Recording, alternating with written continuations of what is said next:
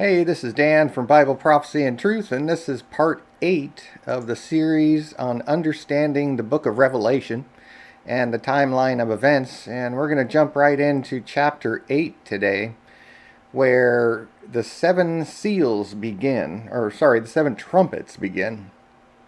And I got tongue-tied there because in the very first verse, remember, Revelation 8:1 is when he had opened the seventh seal, and there was silence in heaven for about the space of half an hour. Remember, we talked about that where the chapter and verse numbers did not exist when this letter was written. And this is kind of in a misleading place. It's one of those places where it's very misleading in that it leads people to think that somehow the seventh seal leads into the seven trumpets. But that's not the case, as we've studied, where we see that the sixth seal, seventh trumpet, and seventh vial are all the same event. And the seventh seal is like the last thing that happens. It's like after these amazing and awesome, powerful things of God that happen, there's just silence in heaven for about a half an hour. It's like all of creation is just going, wow, at the end, right? Because God came to the earth and took his power and took over and put down the governments of men and took over. So it's like this amazing culmination of events, and then the awe at the end of it, the seventh seal. But then verse 2 starts the seven angels. I saw the seven angels which stood before God, and to them were given seven trumpets.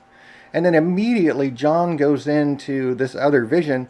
Remember, we looked at that in part 5, where in part 5, there's the four beasts and the elders fell down before the Lamb, having every one of them harps and golden vials full of odors, which are the prayers of saints. And that's the same thing we see here, where another angel came and stood at the altar, having a golden censer, and there was given unto him much incense, that he should offer it with the prayers of all saints upon the golden altar which was before the throne. And the smoke of the incense, which came with the prayers of the saints, ascended up before God out of the angel's hand. And that's just a symbolic picture of the people that love God. Their prayers are being heard by God. They're going up before God, and they're like a sweet smell, right? That's what the Bible talks about. Those that love God, it's like this sweet, wonderful smell to him when we love him. And that's what the prayers of the saints are, ascending up before God like an incense. And then verse 5, and the angel took the censer and filled it with the fire of the altar and cast it into the earth, and there were voices and thunderings and lightnings and an earthquake. And so verses 3 through 5 are like this separate vision thrown in here. But it's not necessarily a vision that happens before the trumpets. It doesn't necessarily mean that. It's more likely that this is a vision of what's happening during the trumpets and up to the very end, where the angel that took the censer filled it with the fire of the altar and cast it to the earth, and there were voices, thunderings and lightnings and an earthquake. Remember, those are things that happen at that final event, the sixth seal, seventh trumpet, seventh vial.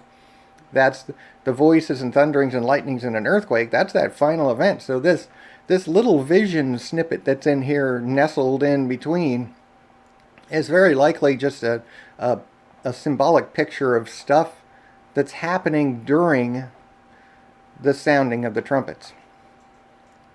And then in verse 6, it goes back to the trumpets again. And the seven angels, which had the seven trumpets, prepared themselves to sound. Now there's a lot here in the trumpets, and I encourage you to go to YouTube or my website and go to and watch the seven trumpets videos. Now I'm uploading everything as well to rumble.com. If you go to rumble.com/Bible prophecy, you'll see all of my videos being uploaded there. And the reason I'm doing that is because YouTube and Google and Facebook and Twitter and all those big tech, they're censoring everything. They're trying to obscure the truth, and it's awful. And this Rumble.com is actually free speech and not censoring anything. And so I'm uploading all my videos there, and you can see that I have the seven trumpets part 1 and part 2 there. And I really encourage you to go there and watch those 2 videos. I'm not going to go into great depth in this video as we're studying the scriptures and studying the book of Revelation. So go and watch those 2 videos, and because I go into great depth and it really looks like the trumpets may be in progress right now. And it's as I say in the first video, that when there's an obvious thing about this, where this great mountain burning with fire in the second trumpet, great mountain burning with fire cast into the sea, it sounds obviously like a large asteroid plummeting into the ocean. But as I say in the video, I don't believe God is going to do the obvious. And the first 4 trumpets are a consequence of sin, of man's decisions. The last 3 trumpets are the 3 woes, which I talked about. It says in verse 13 here, "Woe, woe, woe unto the inhabitants of the earth by reason of the other voices of the trumpet of the 3 angels which are yet to sound." The last 3 trumpets are woes to the earth. They're these judgments of God, the real warnings from God. They're going to be worldwide events that affect the whole world. The first 4 trumpets are not necessarily that. And so when we look at the trumpets, we can't say that it's going to be the obvious, because just like Jesus taught in parables, and he told the disciples, "I teach in parables because I don't really want those that don't love me to understand the truth. I don't really want them to get it." And so the whole Bible is written in that same vein. And the same thing with trumpets. God painted all these different pictures. He gave us all these different viewpoints of prophecy, all these different angles of looking at it. And the seals, trumpets, and vials, all of the Old Testament prophecies in Ezekiel and Daniel and Zechariah and Joel and Isaiah and all of these different, you have to take all these different pieces and put them all together like a puzzle. And when you do, everything just falls into place. It's an amazing final mosaic that God painted for us. And as he said in Daniel 12, the words are closed up and sealed until the time of the end.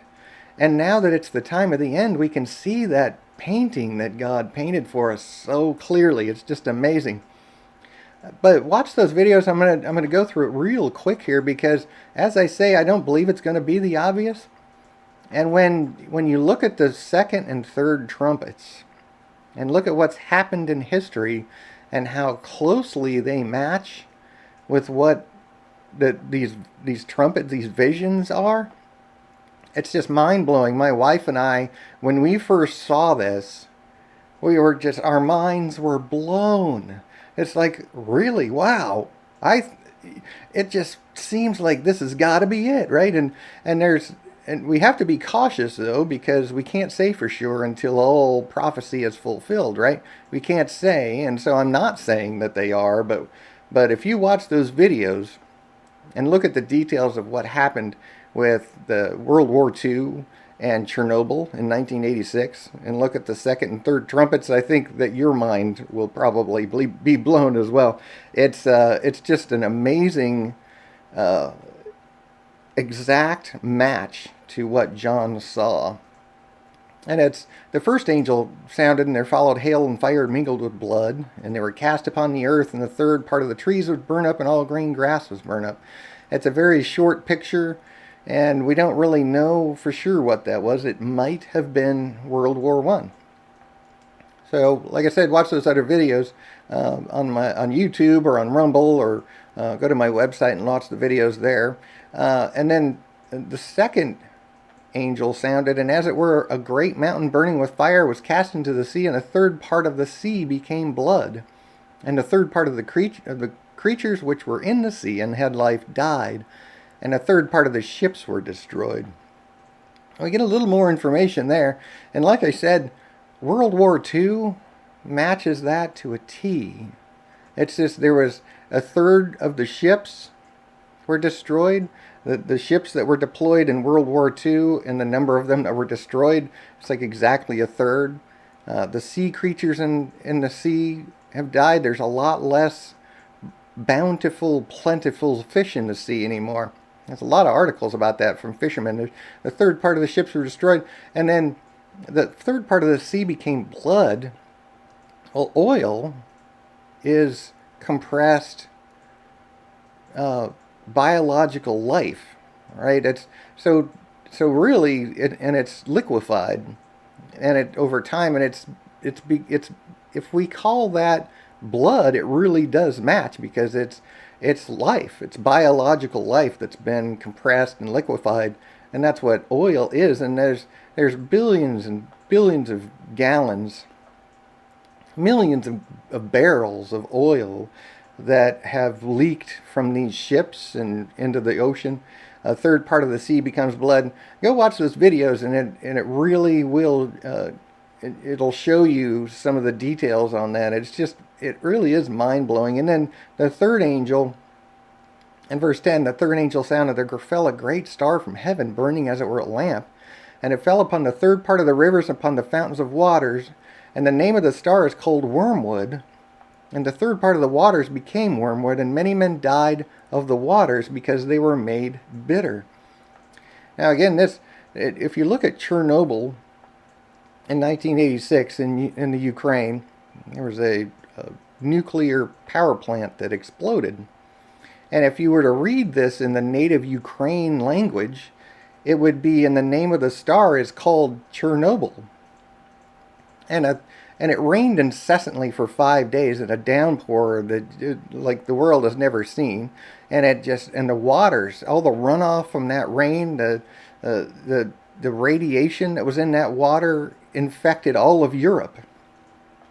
And I go into great detail on that in the first video, Seven Trumpets Part 1. So take a look at that, because that's just, like I said, when my wife and I saw that and saw how closely it matches, we were just awed and mind blown. And then the fourth angel sounded, and the third part of the sun was smitten, a third part of the moon, a third part of the stars, so as the third part of them was darkened, and the day shone not for a third part of it, and the night likewise. It's kind of speculative to talk about that, and I do talk about that in the video in part 2. So take a gander at that, because it's kind of interesting when you think about what Jesus said when he said that time would be shortened. And it may be something like that, like the theory, Einstein's theory of relativity, and time itself, because God has control of that, right? Don't know. It's all speculative. I can't really say for sure. We can't really put our fingers on what that might be. But I believe that we're in that era right now, the fourth trumpet. Definitely watch those videos. And then 8:13, like I read, and I beheld and I heard an angel flying through the midst of heaven, saying with a loud voice, Woe, woe, woe to the inhabitants of the earth, by reason of the other voices of the trumpet of the three angels which are yet to sound. The three woes these are going to be worldwide events that affect the entire world.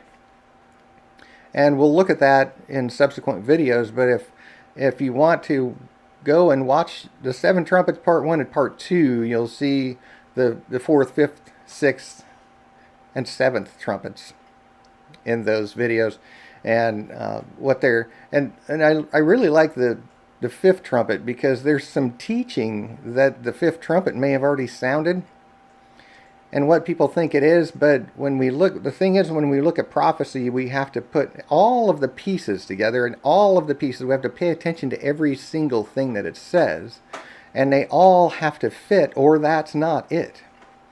If we can rule it out by any part of the prophecy that doesn't match, then it's definitely not it. So I talk about that in part 2 with the fifth trumpet. It's very interesting. So I will see you in part 9. God bless you.